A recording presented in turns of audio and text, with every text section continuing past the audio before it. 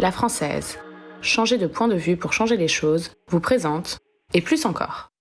Je sais pas vous, mais j'ai quand même le sentiment que quelque chose a changé. Ah oui, je sais, janvier. Ravi de vous retrouver sur le plateau de Et plus encore, le magazine de la finance et de la gestion de patrimoine.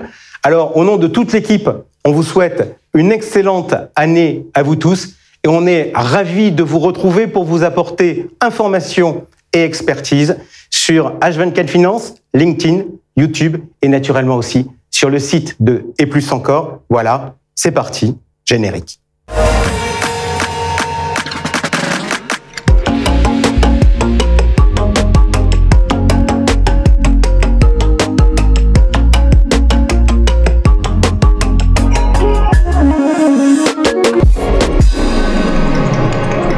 Allez, le programme de cette nouvelle saison de Et plus encore avec une émission de janvier qui aura naturellement une couleur très financière où l'on va regarder le bilan et un peu les perspectives sur les marchés financiers. On commencera avec le point marché. Elle est de retour avec nous dans quelques instants. Ce sera dans quelques instants Nadine Trémolière, directeur de Primonial Portfolio Solutions. On fera le bilan des 3 derniers mois de l'année, mais également le bilan de son allocation d'actifs, voir s'il y a des arbitrages à faire. Première réunion du G3 Bourse. Ils sont là, fidèles au poste. Éric Turgeman, Dauphin Investa M, Frédéric Leroux de Carmignac Gestion et Jean-Louis Delay de Crédit Mutuel Asset Management. On va parler de la Chine, on va parler des taux, on va parler du monétaire, on va parler des actions, on va parler des styles à privilégier. Et puis on va essayer de s'interroger aussi pour savoir s'il y aura ou non une récession et qu'attendre au niveau de l'inflation. Le pic est-il passé ou y en aura-t-il d'autres? Ce sera dans quelques minutes. Il y aura, comme à l'accoutumée également, Georges Delataille avec un journal d'égalé, avec de l'information et des commentaires. On attaque tout de suite avec le point marché.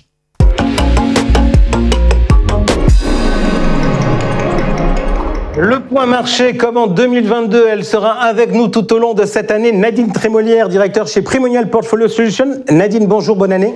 Bonne année Jean-François. Alors tous les mois, Nadine, on regarde et on commente les mêmes tableaux, ajustés naturellement en fonction de l'actualité concernant les chiffres, mais on ne les regarde pas toujours dans le même ordre. Et on va être clair, cette année, on a très souvent commencé par la partie taux d'intérêt. C'est vrai que cette année est marquée par cette hausse des taux absolument exceptionnelle, historique, on a tendance à dire, en termes d'ampleur, en termes de vitesse. Donc effectivement, on a une année relativement exceptionnelle sur les taux. Avec des marchés, donc du coup, puisque les taux remontent, des marchés obligataires qui se comportent mal. On va regarder, si vous le voulez bien, de suite, notre tableau traditionnel avec les performances au cours des 3 derniers mois. Et notamment, quand je regarde le 10 ans américain, je le vois au mois d'octobre à 4,05%, forte baisse au mois de novembre, on descend à 3,62, on remonte ensuite assez fortement. Ça me fait penser un peu à une chanson de Serge Gainsbourg, c'était un peu « Je t'aime, moi non plus, je vais et je viens ». Qu'est-ce qui fait qu'il y a autant de volatilité sur le marché des taux aujourd'hui ? Premièrement, parce qu'on n'est pas encore arrivé complètement à ce fameux point pivot de la Fed sur les taux courts. Donc, quelque part, le marché obligataire, il a 2 problématiques. La première, c'est où est-ce que vont s'arrêter les taux courts? Et la seconde problématique, c'est que, est-ce que quelque part, la montée des taux courts ne va pas entraîner une récession? Et généralement, quand il y a récession, il y a chute des taux longs. Donc, en fait, il est ballotté complètement par ces 2 phénomènes, c'est-à-dire à la fois le resserrement monétaire et à la fois par le fait que l'économie est en train de ralentir. On revient sur notre tableau obligataire parce qu'il y a une évolution que je vous fais souvent commenter. C'est l'écart de taux entre le 10 ans américain et le 10 ans allemand. On constate qu'on a démarré grosso modo l'année à 170 points de base. On a toujours été environ à 170 points de base.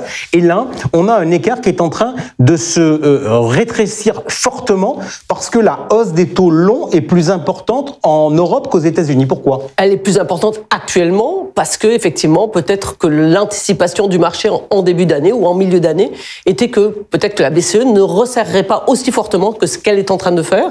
Et ça a un peu rebattu les cartes sur le marché obligataire et notamment sur les taux longs. Ok, pas de tension forte sur le corporate, ça veut dire que quelque part on ne croit pas à la récession ?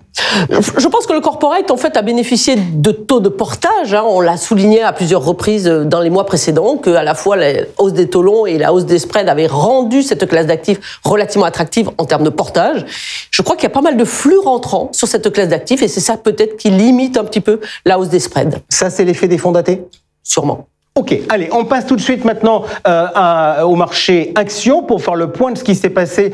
Et on a un tout petit peu changé notre colonne puisque notre dernière colonne, c'est l'évolution des marchés sur l'année 2022. Je vais vous demander tout de suite un premier commentaire sur des chiffres qui sont certes en rouge, mais le MSCI Europe est en baisse de 9%, le marché américain, le Standard & Poor's, en baisse de 18%. Comment se fait-il que l'Europe surperforme? Alors déjà, il faudrait les regarder un petit peu en euros tous les deux. Et en euros tous les deux, on aurait peut-être un différentiel qui serait plutôt autour de moins 4, moins 5. Je pense que c'est surtout la rotation sectorielle qu'on a eue en Europe qui a bénéficié à l'Europe, là où on sait que les indices, rappelez-vous, on en a parlé au cours de l'année, que la value, la cyclicité était revenue un petit peu plus à la mode, au détriment de la croissance, des actifs longs qui ont été très pénalisés par la hausse des taux. Et les indices européens sont plus cycliques que ne le sont les actifs américains. Et c'est un petit peu cela qui va expliquer cette surperformance des actifs européens. Question Nadine de non-daltonien qui regarde ce tableau et qui regarde la colonne du mois de décembre. Il y a un seul chiffre qui est dans le vert, qui est positif, c'est la Chine. Ça veut dire que la Chine, ça y est, les problèmes sont terminés? Non, ils sont pas terminés, mais rappelez-vous qu'on s'est retrouvé en Chine avec un marché qui a baissé depuis qu'en février 2021. Le marché a perdu plus de 45%.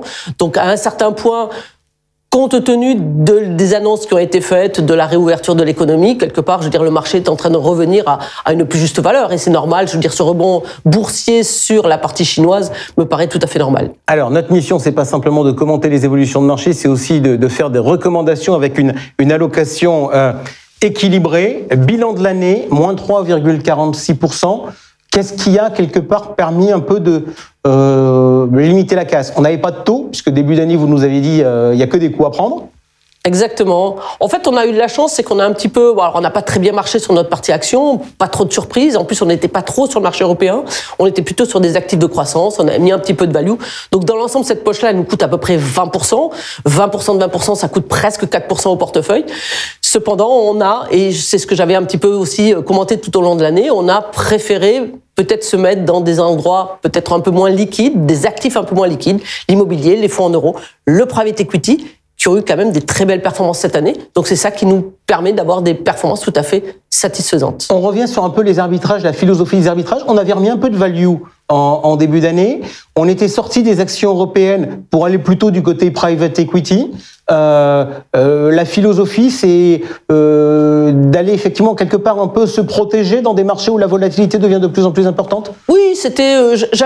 Surtout, j'ai été un petit peu surprise, pour être très franche, sur la tenue des indices. Quand on voit que le CAC 40, même si c'est un petit indice, est à 6900, ça fait quand même un petit peu rêver par rapport aux autres places.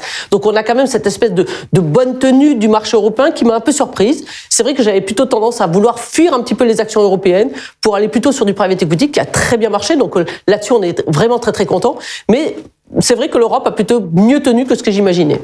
Aujourd'hui, on se dit quoi? On se dit, on a bien fait le boulot préparatoire, donc il n'y a pas besoin de bouger? Ou on se dit, c'est janvier, il faut qu'on bouge, parce qu'en janvier, il faut bouger? Non, on est plutôt content. On avait fait des arbitrages, rappelez-vous, en décembre, pour intégrer un petit peu de fonds datés, pour améliorer le portage global du portefeuille, en disant, les fonds en euros vont quand même avoir une rémunération qui va être inférieure à celle de l'inflation.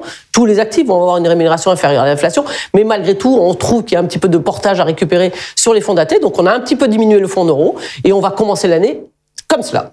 Merci beaucoup, Nadine, d'avoir été avec nous. Tout de suite, le journal décalé de Georges Delataille.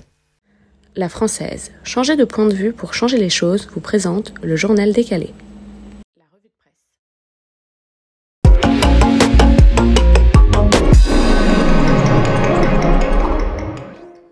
Janvier, c'est le mois des taux. L'inflation a beaucoup de défauts, mais elle a une qualité. Elle permet aux produits d'épargne sans risque d'afficher des performances qui nous auraient fait rêver il y a juste 12 mois. Le PEL, donc pour mémoire, son taux est défini en fonction de la date d'ouverture, passe à 2% pour tous les PEL ouverts à partir du 1er janvier 2023. De même, le livret A est déjà à ce niveau-là et il devrait dépasser les 3%. On aura l'info mi-janvier. Quant au fonds en euros, les premières annonces sont dans la même direction avec des taux en forte hausse. On parlait aussi avec les années des livrets bancaires qui étaient des vrais produits d'appel, le livret ING, le livret Boursorama. des produits qui du coup avaient totalement disparu, ils sont aussi de retour. Bref, la hiérarchie est légèrement bousculée. Assurément, Georges, et du coup, le monétaire redevient une classe d'actifs. Ça va le rappeler le bon temps au vieux de la vieille, à cette époque où le monétaire était considéré comme un placement roi. Alors, cela dit, on va être honnête, il faudrait quand même pas que l'inversion de la courbe des taux dure trop longtemps, parce que ça mettrait quand même très largement à mal le discours qui a été tenu par la place sur le risque au cours des dernières années. Oui, je vous disais, donc le 1er janvier, c'était la date, le lancement, le nouveau taux du PEL, la fin du timbre rouge à la Poste, il y a eu plein de choses, et c'était aussi une grande date pour le règlement européen PRIPS. On en parle depuis des années avec les CGP, et cette fois, il entre en application pour tous les fonds, y compris ceux qui bénéficient d'une dérogation. Les CGP ont eu depuis de nombreuses années un énorme travail pédagogique pour expliquer les fonds, expliquer le risque à leurs clients. Il faut recommencer. Vous allez me dire, mais concrètement, qu'est-ce que ça change ? Historiquement, nous avions le KID en anglais ou le DIFI en français, et maintenant on a le KID et le DIC. Concrètement, c'est quoi ? On a retiré un i dans chacun des mots. Bon, retirer un i, c'est bien gentil, mais derrière, c'est quoi ? Maintenant, le CGP, il doit remettre à son client un A4 sur 3 pages, très normé et totalement obligatoire. Du côté du risque, l'échelle de risque, elle est toujours de 1 à 7. Vous allez me dire, ah, génial, enfin quelque chose qui change. Pas du tout. L'échelle de risque change parce que l'indicateur n'est plus le SRRI, mais le SRI. Et ce R en moins, il change beaucoup. De nombreux fonds voient ainsi leur note de risque diminuer de 1 ou 2 niveaux. Du coup, ça peut être très confusant pour l'épargnant qui peut avoir l'impression que le fonds est devenu beaucoup moins risqué alors que ce n'est pas du tout le cas.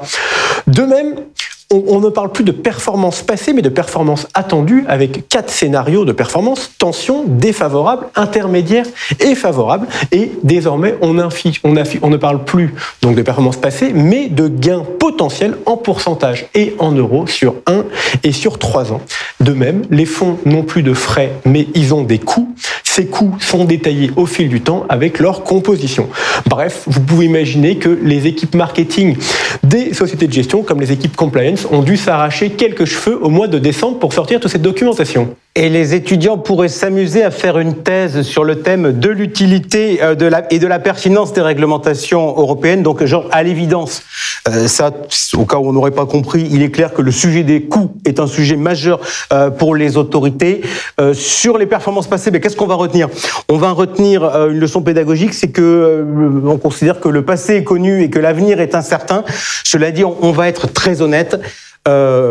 Cette nouvelle réglementation européenne, très clairement, est une régression, notamment sur l'information des épargnants. Oui, et vous parlez des autorités. Alors, on va ouvrir un chapitre sur l'autorité des marchés financiers. Son rôle, c'est quoi ? C'est de protéger les épargnants et, entre autres, de les mettre en garde contre des placements trop beaux. Elle nous met en garde, en ce début d'année, avec un certain nombre de plateforme qui propose à un public d'investisseurs particuliers, souvent via Internet, donc plutôt des investisseurs jeunes, des produits géniaux qui vous permettent de vous constituer un patrimoine immobilier et ou d'avoir des rendements locatifs en participant à des levées de fonds pour financer l'acquisition de biens, principalement immobiliers. Elle nous dit attention, faites grande vigilance avec ces produits-là. Très souvent, c'est pas aussi beau que c'est annoncé.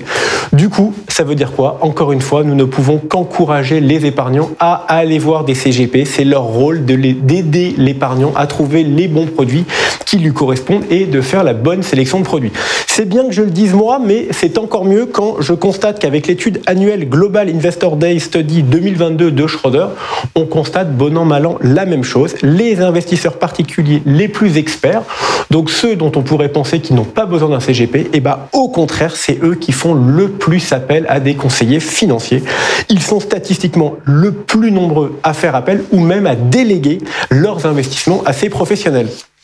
Restons avec l'AMF et son rôle protecteur des épargnants, c'est le leitmotiv de sa nouvelle présidente, Marie-Anne Barba-Layani. Et l'AMF, on l'a vu un peu partout dans la presse, vient de sanctionner fortement cette gestion H2O Asset Management avec 75 millions d'euros de sanctions pour la société de gestion, auquel il faut ajouter 18 millions d'euros de sanctions pour ses dirigeants.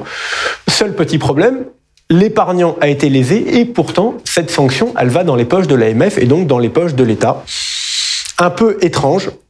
Il faut quand même noter que la société de gestion et les dirigeants ont fait appel devant le Conseil d'État de cette sanction et de même H2O a, dans la foulée, changé son organisation et a commencé à rembourser les fonds cantonnés.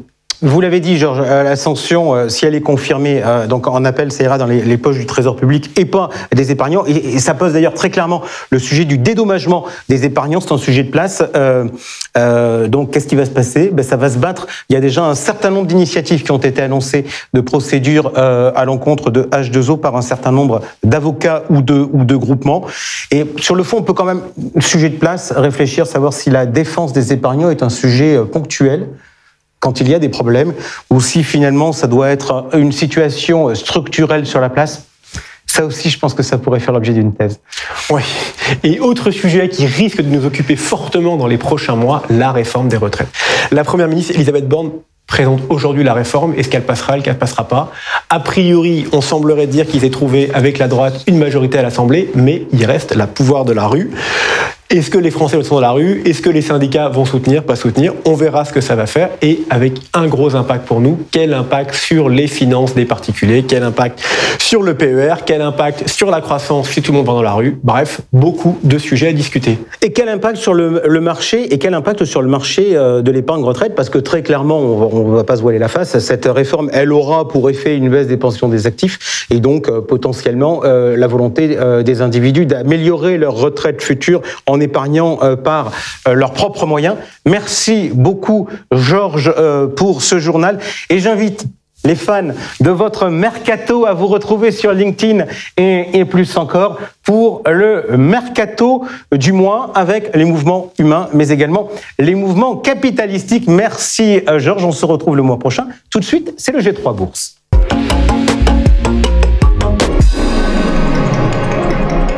Le G3 Bourse, ils sont revenus fidèles au poste pour cette nouvelle saison pour faire un point sur le bilan des marchés et naturellement leurs préconisations en termes d'allocation. Avec nous aujourd'hui, Frédéric Leroux de Carmignac Gestion. Frédéric, bonjour, bonne année. Jean-Louis Delay, Crédit Mutuel Asset Management. Jean-Louis, bonjour. Bonjour Jean-François, bonjour à tous, meilleurs vœux à tous. Et Eric Turgeman d'Ophi Invest AM. Changement de nom suite changement de marque et changement de titre aussi, puisqu'Eric, vous êtes désormais co-directeur de la gestion collective. Bonjour et bonne année. Bonjour François, bonne année à tous. Allez, on attaque de suite. Je vais vous demander un petit exercice de prévision météorologique. L'année 2022 a été franchement une année galère. On va le dire très clairement, avec des taux fortement orientés à la baisse, des marchés également baissiers.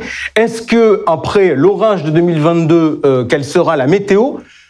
Je vous donne quelques sigles météorologiques. Le grand soleil, les éclaircies, couvert, pluvieux, orageux. Et donc, chacun va donner son sentiment. Frédéric Leroux, je commence avec vous. Oui, je dirais un temps breton. Jean-Louis? Plutôt une éclaircie. Ok, et Eric Turgeman? Éclaircie aussi. Question avant qu'on rentre pour essayer de comprendre effectivement le pourquoi de vos sigles météorologiques. Comment les clients ont compris sur la gestion diversifiée ce qui s'est passé en 2022? Parce que d'habitude, on se dit la gestion diversifiée, on met du taux et on met des actions, ça limite le risque. Or, aujourd'hui, on constate au vu des performances que nombre de fonds diversifiés ont des performances qui sont inférieures aux fonds actions.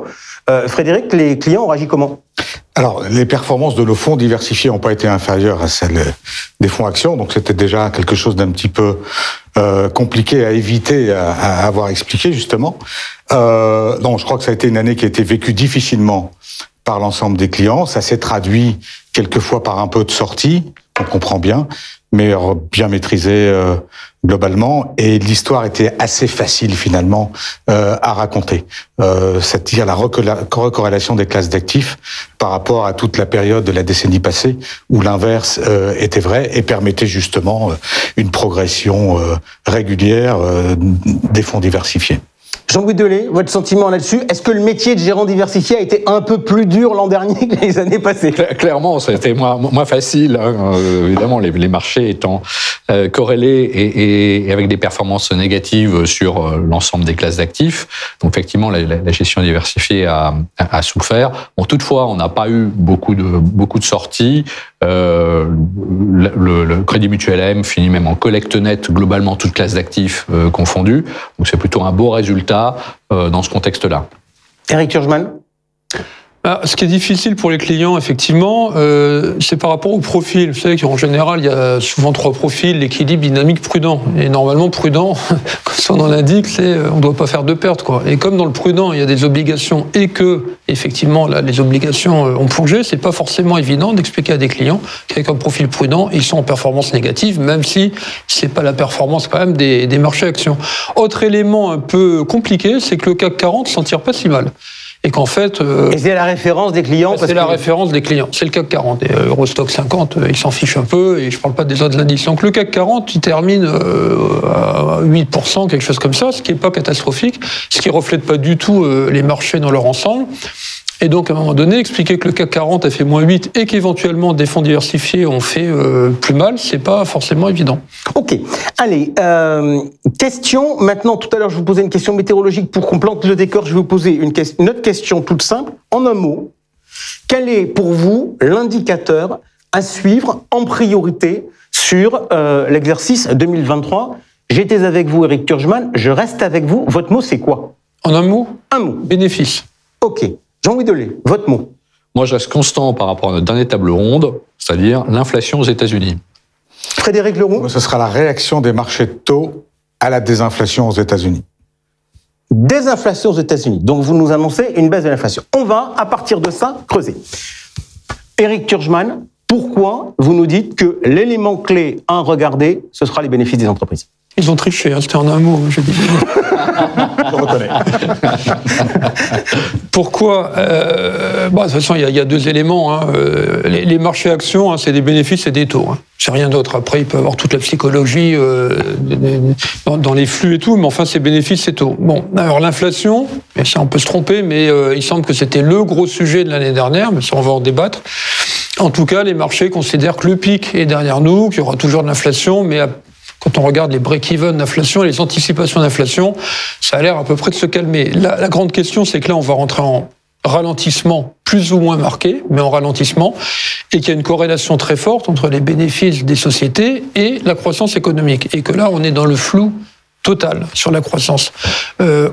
On a des croissances qui sont revues fortement en baisse, ça, on peut en parler, nous on est un peu moins négatif, et que derrière, on va commencer à réviser en baisse les profits, ce qui n'a pas du tout été fait par les analystes, pas du tout. Alors, que les analystes soient en retard, c'est fréquent. En revanche, on entend une petite musique qui consiste à dire, mais en fait, les entreprises aujourd'hui, elles sont tellement grosses qu'elles arrivent à faire passer toutes les hausses de prix qu'elles veulent, et donc, de fait, elles maintiennent leur marge, quelle que soit la situation d'inflation, et les entreprises sont beaucoup plus puissantes qu'elles n'étaient il y a 10 ou 15 ans. Ça, vous réagissez comment quand on vous dit ça ? Alors, je dis que c'est totalement le vrai, mais pas toutes, et qu'à un moment donné, elles vont se trouver confrontées au problème de pouvoir d'achat des ménages, en tout cas celles qui sont face aux consommateurs. Voilà. Un peu plus le B2C comme on dit, et à un moment donné, si le consommateur, si les salaires ne suivent pas, et ils suivent pas complètement, à un moment donné, vous pouvez pas faire passer les hausses de prix à des gens qui peuvent pas. Voilà, donc il y aura dans certains cas des profit warnings, et le profit warning, il est sanctionné très lourdement, et on pourrait avoir des sociétés qui font des -20 sur leurs publications, pas toutes. Pas toutes, loin de là, mais ça suffira pour créer le doute. Et on aura de la volatilité à ce moment-là. Voilà. Jean-Louis Delay, on va réagir. Vous nous avez dit tout à l'heure, l'élément, je reste stable dans le temps. La dernière fois, je vous disais, l'inflation aux États-Unis, je maintiens l'inflation aux États-Unis. Eric nous dit, l'inflation, dans mon esprit, c'était un peu le sujet du passé. Alors pourquoi, pour vous, c'est le sujet du présent ? C'est quand même le sujet du présent parce que, comme le disait collègue, en fait... Quand on valorise une entreprise, on utilise un taux d'actualisation. Et c'est la même chose pour les obligations. Donc le taux d'actualisation, il est très important. On l'a vu l'année dernière.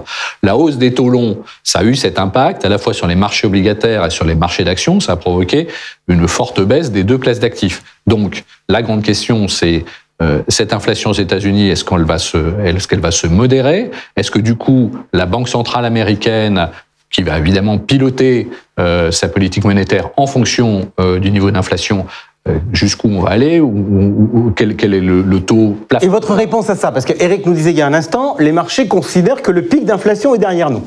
Oui, alors je suis assez d'accord. Le pic d'inflation aux États-Unis est derrière nous. Il y a plusieurs composantes qui vont dans ce sens-là. Les prix de l'énergie qui se sont modérés, qui restent élevés, mais qui se sont quand même modérés. Et on sait très bien qu'à partir du deuxième trimestre 2022, on va avoir un effet de base favorable.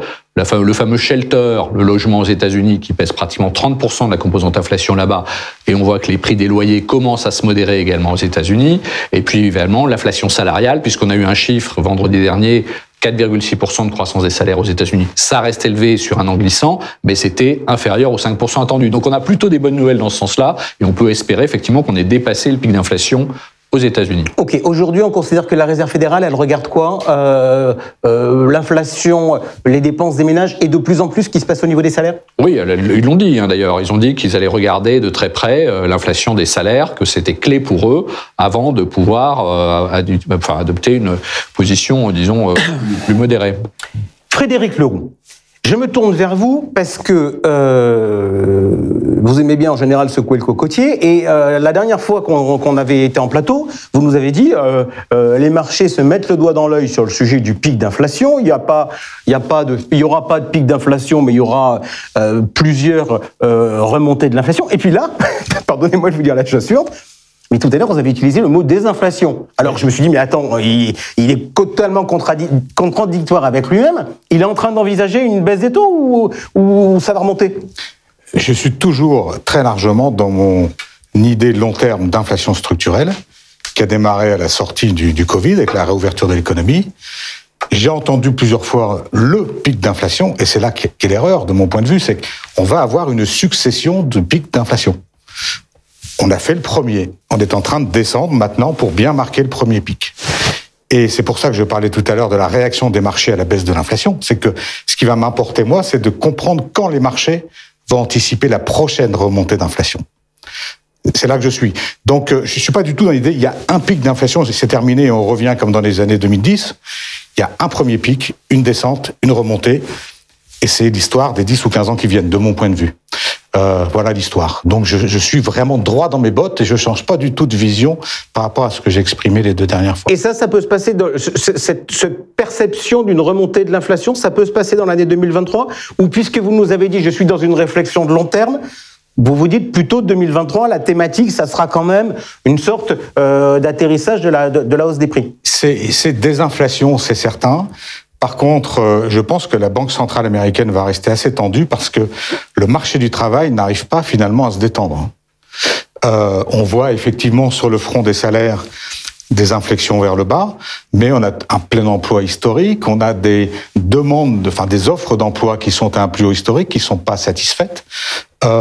Et donc avec ça, je pense que la Fed va par moment peut-être devoir surprendre dans le mauvais sens en disant je baisserai pas les taux avant que je vois ça, ou éventuellement je vais remonter les taux là où vous pensez qu'il y en a plus.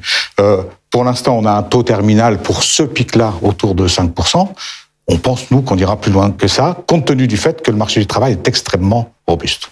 On va revenir. On va rentrer maintenant justement un peu dans vos prévisions détaillées pour 2023. Moi, je suis très surpris pour l'instant quand je vous entends. On a interrogé, comme on le fait désormais avant chaque émission, les conseillers en gestion de patrimoine pour avoir leur avis. Et vous m'avez beaucoup parlé d'inflation. Or, quand on leur pose la question de ces deux risques, lequel vous paraît être aujourd'hui le plus probable, la réponse sans appel avec une très large majorité, c'est la récession. Alors, est-ce que vous croyez ou pas à une récession en 2023 ou est-ce que c'est quelque chose qui vous paraît peu probable? Éric, votre sentiment, il est très important puisque la réponse que vous nous avez donnée tout à l'heure, c'est les bénéfices. Donc, on va mesurer l'ampleur de la problématique sur votre sujet phare au vu de cette réponse macroéconomique. Étymologiquement parlant, récession, non. Fort ralentissement, oui. Bon, alors. On rappelle, techniquement, une récession, c'est quand on a 2 trimestres consécutifs de PIB négatif. Alors, au niveau mondial, je crois pas du tout, d'autant plus que je pense que la Chine, normalement, devrait quand même contribuer positivement, sauf à ce qu'il renferme tout le monde aux abris. Bon, c'est a priori pas le scénario. Donc, récession, non. Ralentissement, oui. Maintenant, à combien ? Moi, les chiffres que je vois de la part des organismes, c'est autour de 2,1-2,2% de croissance mondiale. C'est fort, hein. Enfin, je veux dire, c'est très très fort ralentissement. Je suis pas si sûr. Voilà. qu'on atteindra ce niveau-là.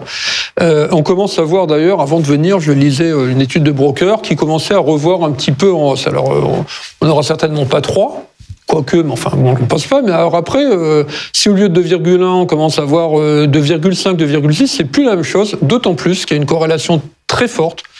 Ça marche à tous les coups, ça marchera peut-être plus dans l'avenir, entre la croissance mondiale et la progression des bénéfices d'une année sur l'autre. Et la corrélation, c'est quoi ? Grosso modo, c'est qu'au-dessus de 2,5% de croissance mondiale, on a progression ou au moins stabilité des bénéfices en Europe. Donc le 2,5, il va être intéressant à suivre. Autour de 2%, on aura régression des profits. Au-dessus de 2,5%, c'est statistique, hein, à un moment donné, ça peut s'inverser, mais en tout cas, c'est ce qu'on observe depuis 30 ans. Donc, oui, il y aura un ralentissement très fort, mais il y a beaucoup d'incertitudes. Puis il y a quand même, on n'en a pas encore parlé depuis maintenant un quart d'heure, mais il y a quand même la guerre en Ukraine. Hein. Enfin, ça peut quand même jouer énormément. Qu'est-ce qui va se passer ? Et puis il y a le Covid. Alors, par rapport à ce qui vient d'être dit sur les pics successifs, oui, je suis pas en désaccord là-dessus. Simplement, là, on vient d'avoir des chiffres à 10, 12, 15%.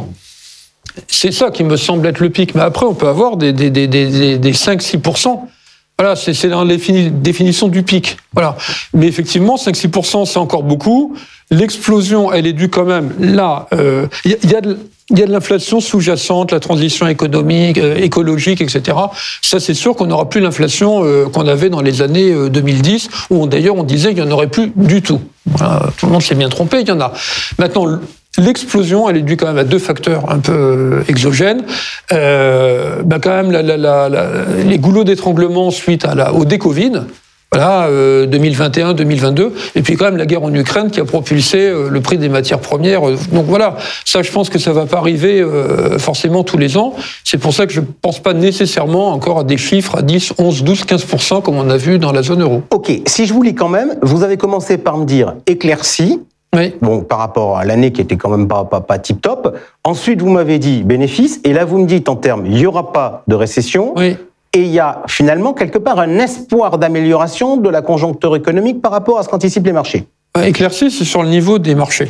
Ok, mais on est bien d'accord sur la lecture. Jean-Louis, même question, récession ou pas récession. Et comme l'a très justement fait Eric, on peut ouvrir ça au-delà du wording si on regarde au niveau mondial sur les éléments majeurs qui sont ce qui est en train de se passer en Chine, avec la réouverture l'économie, on va dire, et peut-être l'exportation du Covid. Ça, c'est un autre sujet, mais qui peut éventuellement aussi être traité. Donc vous, votre sentiment, d'un point de vue macroéconomique, sur cette thématique de la récession qui préoccupe les conseillers en gestion de patrimoine? Oui, alors nous, notre sentiment est que nous sommes plutôt dans le camp de ceux qui pense qu'effectivement, on est dans une phase de ralentissement en Europe et aux États-Unis, mais avec quelques trimestres légèrement négatifs ou voisins de zéro, proche de zéro. Hein, donc pas de drame, pas de récession forte, brutale, ralentissement. C'est plus ce terme qui nous semble à employer.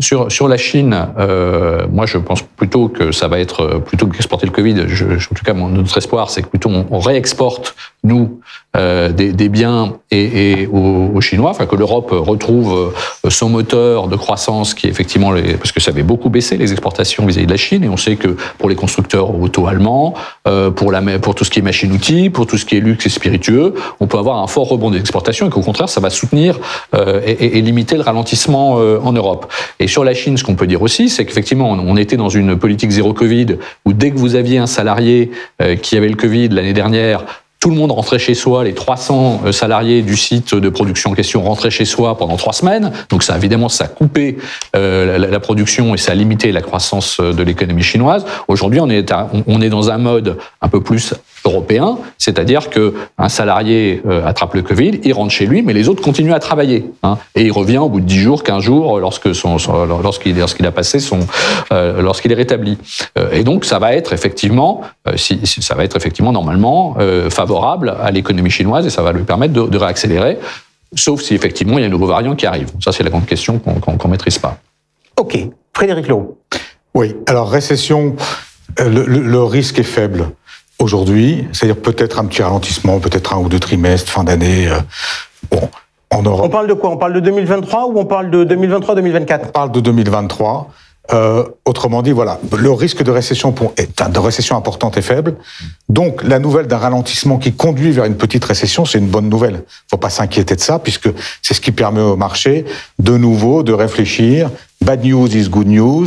Donc, des mauvaises nouvelles économiques sont des bonnes nouvelles pour les marchés, puisque ça garantit la baisse des taux et ça fait remonter la valeur des actifs, ce dont parlait Jean-Louis au début. Donc, ça serait pas une mauvaise nouvelle. Là où on aurait un risque, peut-être, d'une récession plus forte, c'est plus aux États-Unis, dès l'instant où la résilience du marché de l'emploi s'affirmerait encore davantage et forcerait la Banque centrale à aller plus loin que prévu dans ces hausses des taux. Alors, et là, à un moment donné, voilà, on va trop loin, ça casse, et puis là, on a une vraie récession.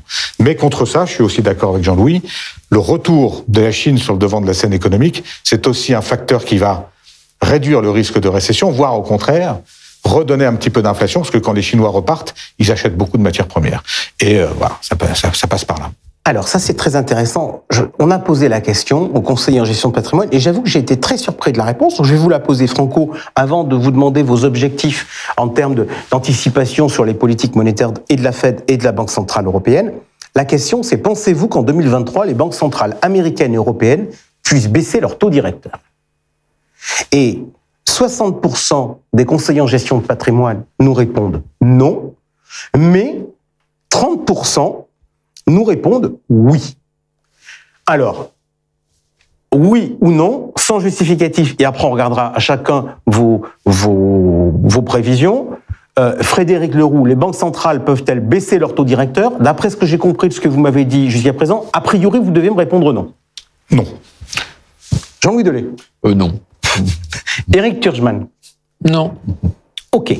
Maintenant, on va prendre... Non, il y a consensus. Au moins un sujet sur lequel on a un consensus. Alors, maintenant, on va prendre le sujet de la Fed, la situation américaine. À votre avis, jusqu'où va aller Jérôme Powell et la Fed dans sa remontée des taux d'intérêt ? Le consensus, c'est 5,5. Taux terminal. C'est encore 25 centimes ou 50 dans un peu de temps, et encore 25 centimes en mars. Bon, ça, c'est si on n'a pas de surprise positive sur la dynamique du marché du travail, c'est-à-dire vers le haut, vers davantage d'activité. Si le travail est vraiment résilient, la Fed ira plus loin. Ok, Jean-Louis, votre sentiment ? Oui, je suis assez en accord avec le 5,25, 5,5, on verra, mais sur le taux final, et puis après surtout stable. C'est ça qui va être important pour les Longtemps. Quand on dit pas de baisse des taux de la Fed en 2023, c'est qu'on va effectivement atteindre un pic et puis après on va rester là pendant longtemps, le temps que cette politique monétaire se diffuse. On sait que ça prend environ 12 à 18 mois pour avoir le plein effet de la hausse des taux d'intérêt. Alors ça a commencé en mars-avril 2022, mais pour avoir le plein effet des 4,5, voilà, ça va prendre un peu de temps, donc ça va rester longtemps. Mais la bonne nouvelle, c'est pour les taux longs. C'est-à-dire qu'une fois qu'on aura atteint ce taux terminal élevé, les taux longs vont se stabiliser. Sur le risque de plein emploi, moi je constate quand même qu'on commence à avoir beaucoup de plans sociaux importants. Ça vous a pas échappé. Amazon, Salesforce, Meta. Et là, on parle de plusieurs dizaines de milliers de salariés. On sait que les Américains, les entreprises américaines sont hyper réactives et hyper flexibles, enfin c'est tout le temps, pour maintenir leur profitabilité. Donc là, on commence à avoir quand même malheureusement des plans sociaux importants et particulièrement dans le secteur de la tech, et je pense que ça va quand même limiter un peu le risque de surchauffe au niveau de l'emploi. Éric, votre sentiment, parce que là, ce qu'on est en train de dépeindre, quand même, c'est quand même une très jolie, pardonnez-moi le jargon, mais une très jolie courbe inversée, avec des taux longs aux États-Unis qui sont plus bas que les taux courts. Oui, alors je ne vais pas plagier Jean-Louis, mais je suis à peu près d'accord. Enfin, je suis tout à fait d'accord avec ce qu'il vient de dire. Ce qui est important, mais enfin, du coup, là, tous les trois, on n'est pas d'accord avec le marché quand même. Parce que le marché, ce qu'il dit, c'est que mars, en gros, on monte entre 5 et 5,5, on va dire 5,25, et puis derrière, on redescend, et quand vous voyez les futurs, en fait, sur la courbe des taux, en gros, on finit l'année, le marché dit, on finit l'année 2023 à peu près 50 centimes en dessous de 2022. Et nous, tous les trois, on dit non. Parce que ce qu'on dit, c'est que ça va monter enfin ça, tout le monde le dit, jusqu'en mars. Et puis derrière, nous, ce qu'on pense, ce que j'ai compris, en tout cas, c'est ce que je pense, et visiblement mes collègues aussi, c'est qu'on va rester à peu près flat toute toute l'année. C'est un peu ce qu'a dit Powell. Powell, il a un peu dit. Oui, mais c'est pas ce que disent les marchés. Les marchés, quand on regarde les courbes, les marchés nous disent les banques centrales vont atteindre le pic, en tout cas la Fed, en mars. BCE, c'est plutôt au mois de juillet. Et puis derrière, très rapidement, suite à des mauvais chiffres, ils vont commencer à rebaisser. Moi, ça me semble un peu optimiste. C'est-à-dire que je pense que la Fed va attendre quand même d'en savoir un peu plus. Et là, je joins Frédéric pour se dire si... attention, parce que s'ils baissent, on va dire dès le mois de septembre, pour remonter en fin d'année, là, c'est la cacophonie. Donc, il faut mieux quand même qu'ils restent pendant les 9 mois qui restent. C'est pas bien grave pour les taux longs, parce que les taux longs, ils sont longs. Et ce qu'ils regardent, c'est au-delà des 9 mois, quelle est la tendance. Alors, la tendance. Donc, c'est pour ça qu'on a une... Ça, c'est pour la situation américaine. Donc, vous dites, on est en opposition par rapport à ce que dit le marché, qui finalement escompte une baisse des taux, qui se met finalement assez proche de la position qu'évoquait en tout cas environ un tiers des conseillers en gestion de patrimoine. BCE, elle va jusqu'où, Christine ? Alors la BCE, c'est autour de 3,5. Enfin là, c'est pareil. C'est ce qu'on nous dit. C'est ce que la BCE semble indiquer. C'est ce que les marchés pensent aussi. 3,5. Alors là, un peu plus tard, il y a un peu de retard à l'allumage. Donc c'est plutôt l'été. Voilà, juillet, 3,5. Et puis là aussi, alors là, je vois pas du tout la BCE ayant atteint le pic en juillet, le redescendre 3 ou 4 mois plus tard. Jean-Louis, restez avec nous. Votre sentiment sur la BCE, est-ce que finalement il y a une politique propre de la BCE ou est-ce que finalement BCE c'est la Fed en un peu décalé, en un peu moins puissant ? Oui, je peux dire ça. Je partage tout à fait ce que dit le collègue Eric Turgeman. C'est effectivement, on a un peu de décalage, on est un peu en retard, on est un peu moins réactif que c'est classique qu'aux États-Unis, qui reste la locomotive sur pas mal de sujets. Donc oui, 3,5, on verra s'il faut aller un peu au-delà éventuellement. Mais voilà, oui, effectivement, l'idée c'est pic plutôt dans l'été, puis après stabilité. Allez, on vient de faire les grands zooms, maintenant on va rentrer un peu dans le détail de l'allocation d'actifs, de ce qu'on fait.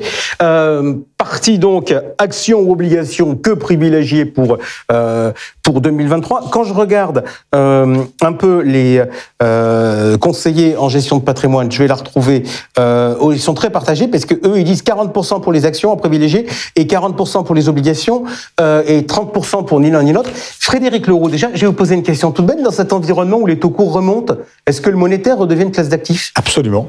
Alors pas forcément aujourd'hui au moment où on se parle, parce que, comme on l'a dit, on est dans une phase intermédiaire de désinflation, donc les actifs risqués vont bien performer, actions comme obligations. Et donc le cash, on en parlera quand on commencera à voir les marchés obligataires ne plus réagir positivement à la désinflation. Là, on saura qu'il faut commencer à anticiper de l'inflation qui sera très néfaste aux actifs risqués. Et là, le refuge du monétaire redeviendra important. Alors, on va rentrer... allez, tiens, on va le faire de suite. Puisque vous êtes en train de nous dire ça, vous êtes en train de nous présenter plusieurs temps. Plusieurs temps ? Oui, puisque vous êtes en train de nous dire, là, ça va bien pour le risqué, puis après... J'ai parlé du temps breton. Il fait beau plusieurs fois par jour, et mauvais, donc plusieurs fois par jour. Donc, c'est exactement comme ça que je vois 2023. D'abord, là... Mais il va faire mauvais ou mauvais? Il va faire beau sur le premier trimestre, parce que, justement, c'est la désinflation. Et puis, il peut faire moins beau au milieu de l'année, parce qu'on s'est dit, oh là là, mais elle est vraiment résiliente, cette inflation aux États-Unis. Et puis après, on verra. Mais voilà, je vois des séquences, une volatilité qui essaye de s'acclimater ou s'accommoder du retour du cycle économique, du cycle court, permis lui-même par l'inflation. Juste, puisque vous parlez de Bretagne... je reviens quand même sur ma question mauvais ou mauvais. Quand vous dites que ça va un peu être un peu plus compliqué quand on va finalement se dire que l'inflation est peut-être un peu plus durable. Donc vous êtes dans vos scénarios où on se dit qu'on va voir d'autres pics.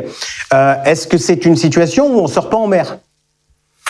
Non, c'est une situation où on sait qu'il faut être réactif. Pendant 10 ans, la seule chose à faire, c'était j'achète des valeurs de croissance avec un price earning élevé et je les conserve. C'est fini. Il n'y a plus de buy and hold, comme on dit, j'achète et je conserve.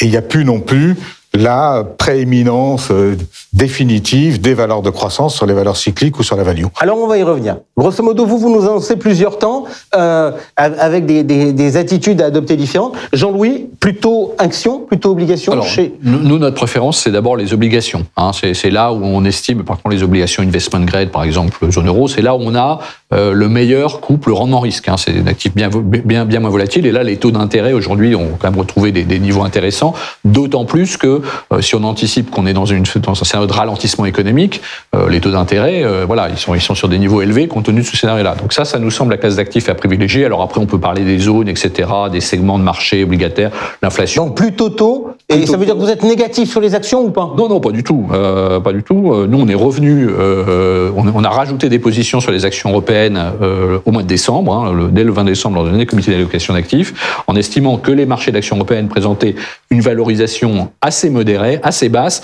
et qu'elles intégraient déjà beaucoup de mauvaises nouvelles. Et qu'en plus, il y avait plutôt des rayons de soleil qui arrivaient, avec le retour de l'économie chinoise possible, et puis les prix de l'énergie aussi, en Europe, qui ont pas mal baissé. Vous avez vu le prix du gaz. Alors, ils sont encore bien plus élevés que ce qu'il y avait il y a 2 ans. Mais enfin, on a quitté la bande 100 euros, 150 euros du mégawatt qu'on a connu l'année dernière, avec des pics à 300. Aujourd'hui, on est à 70. Donc ça, c'est quand même une très bonne nouvelle pour à la fois les ménages européens et l'industrie européenne. Donc, on a quand même quelques conseils. Donc, et la valo, elle est assez raisonnable. On est à 12 fois le PER sur l'Eurostock 50 aujourd'hui. Ça s'est plutôt baladé entre 12 et 14 fois historiquement. Donc, on n'est pas sur des niveaux extrêmement élevés. Eric Turgeman, action ou obligation? Alors déjà en Bretagne, il fait meilleur qu'avant. Il fait plus doux maintenant. Non, avec le réchauffement climatique, on a battu des records.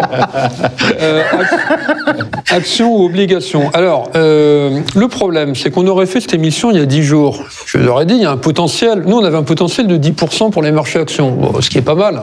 Ce qui est pas mal. Bon, on en a fait 7 déjà. Alors, je sais pas, alors qu'il est, on a fait les 2 tiers.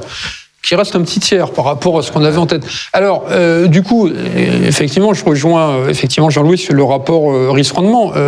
S'il reste 3, 4 ou même 5%, étant donné la volatilité et le cycle, parce que là aussi, je suis d'accord avec Frédéric, mais pas pour les mêmes raisons. C'est-à-dire que là aussi, je pense qu'à un moment donné, il y aura un trou.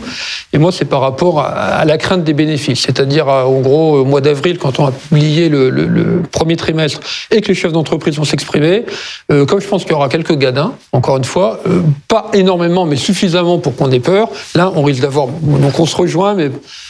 Frédéric, c'est plus sur les taux, moi plus sur le bénéfice, c'est cohérent avec ce qu'on a dit au début de l'émission. Donc effectivement, s'il reste encore 3, 4 ou même 5% à gagner, ce qui, au passage, ramènerait les indices européens à leur plus haut historique. Si on fait ces 5%, le CAC qui doit être à 6009, on dépasserait le niveau de 7002. Mais il y a du portage sur les obligations. Alors, il y a du portage, certes, il peut y avoir de la volatilité, mais a priori, il y a du portage un peu moins risqué que les bénéfices des sociétés. Donc, entre les deux, un peu plus obligations. On aurait fait ça il y a 10 jours, je vous aurais dit 10%, ça... Allez, se joue. Ouais, Frédéric. Oui, parce que j'ai pas pu répondre à la question spécifique allocation d'actifs, donc je le fais maintenant, sur la partie taux notamment. Le corporate, les obligations d'entreprise européennes, américaines, quand on met un petit peu de high yield sérieux dedans, on arrive à construire des portefeuilles avec des rendements de 8 ou 9%. Eh oui. Ça, on aime beaucoup. À côté d'une allocation action un peu remontée, on aime beaucoup. Et un autre aspect de la sphère obligataire qui est très intéressant, c'est celui des obligations émergentes, notamment l'Europe centrale, qui profite maintenant d'une détente sur les prix de l'énergie, qui a été pour eux un problème considérable. Et donc là, on a aussi des rentabilités 8, 9, 10, 11% dans un univers géographique relativement sécurisé. La même chose pour l'Amérique latine, dans un univers géographique politique très occidentalisé. Donc là aussi, un risque souverain relativement restreint et des rentabilités de 8 à 10%. Oui. Alors effectivement, nous, on est aussi revenus sur la dette émergente en fin d'année, aussi parce que le dollar s'est déprécié. C'est-à-dire que le problème des économies émergentes à un moment donné, l'année dernière, c'est qu'on avait un dollar très fort qui est passé jusqu'à 0,97, 0,96. Ça, c'était pas une très bonne nouvelle pour les économies émergentes. Là, on a quand même un soulagement, maintenant qu'on est revenu à 1,06, 1,07 sur le dollar. Effectivement, ça nous a poussé aussi à revenir sur la dette émergente, qui présente des rendements intéressants, avec moins de pression du dollar. Allez, ça fait 32 minutes qu'on est ensemble. On va encore se donner quelques minutes parce que c'est le début de l'année. C'est un moment important pour les conseillers en gestion de patrimoine pour bâtir leurs allocations d'actifs. Question toute simple. Est-ce que les marchés actions seront plus hauts? Est-ce que les marchés d'actions seront dans le vert en 2023? Eric, j'ai plutôt entendu oui dans votre réponse précédente. Oui. Jean-Louis? Alors oui, et nous, je dirais, sur 2022, on avait tendance, les marchés, il fallait plutôt vendre les rebonds. Et nous, pour nous, 2023, c'est acheter les creux. Hein, ça change sur les marchés d'actions pour nous. Ouais, donc pas certains qui seront plus hauts en fin d'année, mais ils auront donné de belles opportunités à ceux qui savent être mobiles. Question par rapport à ça, qu'est-ce qu'il faut privilégier? Quels sont les styles et quels sont les pays à privilégier? Lorsqu'on interroge les conseillers en gestion de patrimoine, ils nous disent les fonds blend, les gestions blend, donc diversifiées à 43%, vient ensuite la value et à 39%, et les valeurs de croissance, les bien-aimées, celles qui ont rapporté plein d'argent pendant plusieurs décennies quasiment, ne sont plus qu'à 17%. Il faut faire une bascule value, Frédéric Leroux? Il faut l'avoir déjà largement entamé, oui. Parce que, dès l'instant où, comme moi, on pense à une inflation résiliente pour la décennie qui vient, on comprend très bien que les multiples élevés ont vocation à être érodés année après année pendant toute cette période d'inflation. C'est l'exemple. Donc ça, c'est l'effet de l'actualisation en fonction des taux d'intérêt. Voilà. Les taux remontent, donc les valorisations baissent. Et puis les taux sont plus élevés, donc le coût du capital est plus élevé, donc la base de production installée prend de la valeur, quoi. Et donc on retrouve la value, on retrouve la cyclicité industrielle, on retrouve ce genre de choses. Dans ce cadre-là, bien entendu, sur les rebonds liés aux désinflations locales, qui vont favoriser donc les valeurs de croissance, on s'allège pour progressivement se repositionner sur des choses qui s'accommodent beaucoup mieux d'un environnement de taux plus élevé. Alors ça, ce sont des secteurs. Et après, géographiquement, ça veut dire quoi? Beaucoup moins d'États-Unis, qui sont le pays dans lequel on trouve le plus de ces belles valeurs de croissance, qui ont encore beaucoup de... On a vu tout à l'heure d'ailleurs avec Nadine Trémolière que les marchés américains s'étaient bien moins comportés que les marchés européens début d'une tendance en 2022. Et puis en contrepartie de ça, donc la Chine, je pense, va créer une valeur extraordinaire avec sa sous-performance des 18 derniers mois. Et Japon devient un peu comme l'Europe, mais d'une façon peut-être encore plus marquée, un endroit où on trouve la value, mais c'est un trésor. Le grand retour du Japon qu'on plébiscitait dans les années 90 pour les plus jeunes. J'anticipe un peu, mais je pense que c'est vraiment à regarder. On a commencé d'ailleurs, nous, à acheter des banques japonaises qui profitent du changement de politique monétaire et qui fait remonter les taux là. Jean-Louis Delay, votre réaction et votre stratégie par rapport à ça, parce que je rappelle, et c'est tout le charme de cette émission où on vous suit et on vous connaît de mieux en mieux au fur et à mesure d'émissions, vous aimez bien les valeurs de croissance, vous aimez bien la visibilité, vous aimez bien le pricing power. Donc, comment vous naviguez dans ce nouvel environnement? On a une approche assez équilibrée, à vrai dire. C'est-à-dire qu'on est à la fois sur des belles valeurs de croissance qui ont du potentiel et qui vont profiter, comme le disait collègue, de la baisse des taux d'intérêt à long terme, parce que effectivement, on voit qu'on peut avoir des rebonds très forts, mais on a aussi des financières en Europe et d'autres valeurs cycliques européennes. On est aussi présent sur les actions émergentes. Mais notre call de fin d'année dernière, ça a été de revenir sur les actions européennes qui ont une composante évidemment value plus importante que les États-Unis. C'est que le poids de la value en Europe, ce qui explique d'ailleurs l'écart de valorisation entre les deux marchés. Mais quand on regarde les choses, le marché américain aujourd'hui se paie 17 fois le PE 2023, l'Eurostock 50 se paie 12 fois. C'est un écart de 5 points qui est assez élevé, historiquement, qui est assez élevé. Et quand on a les primes de risque par rapport au taux long, on est sur des primes de risque de l'ordre d'une prime de risque par rapport au taux d'intérêt à 10 ans à 6% sur l'Eurostock 50, alors qu'on est juste à 2,40 aujourd'hui sur le marché américain. Donc pour nous, il n'y a pas photo. On préfère aujourd'hui très nettement les marchés européens. En plus, il y a beaucoup de financières en Europe qui sont en train de profiter de la courbe des taux qui est en train de changer, avec des marges d'intérêt pour les banques qui sont plutôt très bien orientées et qui leur profitent en tous les cas pour celles qui sont le plus sensibles, c'est-à-dire l'Irlande, l'Espagne, l'Italie. On a effectivement des résultats de ces banques qui sont plutôt très solides.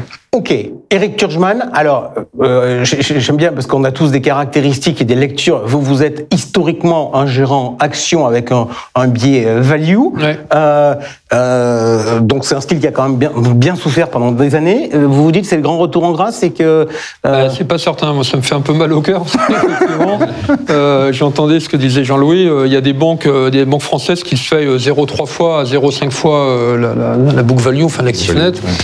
Pour justifier ça, il faut anticiper quand même des sacrées pertes quelques années. Et moi, je crois que le coût du risque va augmenter, mais pas autant ce que les cours indiquent. Bon, donc si je ne devais pas gérer des portefeuilles, rendre des comptes à court terme, etc., je pense que celui qui achète aujourd'hui des valeurs dites value cycliques, qui part 10 ans en vacances et qui revient, il aura largement gagné. Maintenant, les marchés, c'est pas ça.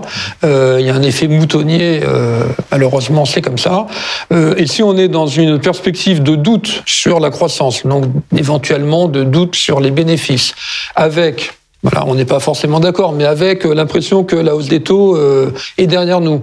Dans ce cas-là, les valeurs de croissance qui ont quand même baissé par rapport à la hausse des taux et à l'actualisation des bénéfices pourraient revenir en grâce. Alors, je dirais c'est le marché, mais à un moment donné, il faut tenir compte du marché. Donc fondamentalement, je pense que ça serait une erreur, mais c'est pas pour ça que ça va pas se produire. Ok, allez, très rapide, en 20 secondes chacun, une question sur un sujet. Je sais qu'il y a quelques conseillers en gestion de patrimoine qui adorent ça, donc je vous la pose, sujet de l'or.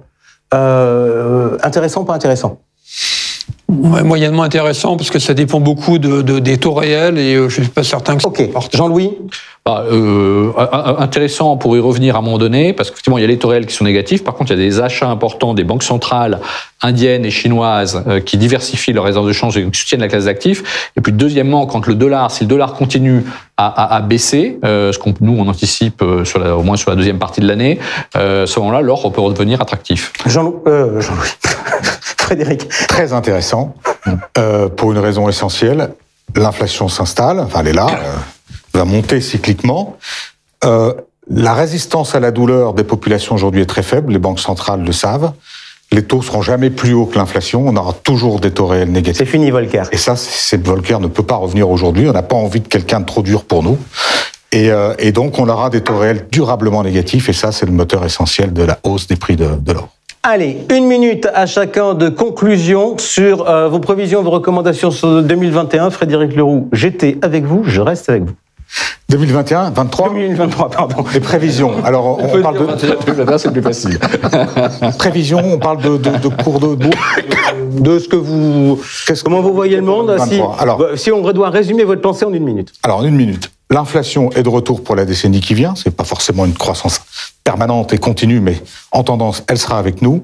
Cette inflation recrée la cyclicité économique qui redonne à la gestion active toutes ses lettres de noblesse. La gestion active a souffert pendant 10 ans d'une absence de cycle liée à une absence d'inflation. Le cycle revient. Ceux qui vont gagner de l'argent dans ce marché sont des gens qui savent acheter les bonnes choses, prendre les bénéfices quand il faut, aller sur autre chose. Est-ce que ça veut dire qu'on revient en termes d'indices sur des marchés de taux ondulés ?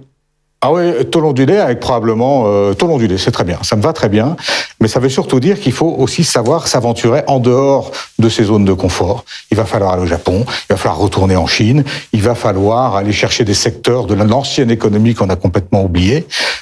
C'est tout ça qui va rendre cette année et les années suivantes absolument passionnantes. Jean-Louis Delay. Donc nous, préférence pour les obligations comme ça a été évoqué, avec dette émergente, dette européenne d'une façon générale, un peu moins sur les dettes US parce que si on anticipe une baisse supplémentaire du dollar, aujourd'hui couvrir le dollar, ça coûte assez cher, ça coûte environ 2,50% par an pour un investisseur zone euro. Donc même si les taux d'intérêt sont intéressants là-bas, on préfère plutôt la zone euro puisqu'on n'a pas ce coût de couverture. Et sur les marchés d'actions, comme je le disais, l'année 2022, ça a été vendre les rebonds de marché, et pour nous l'année 2023, ça sera acheter les creux. Éric Turgeman.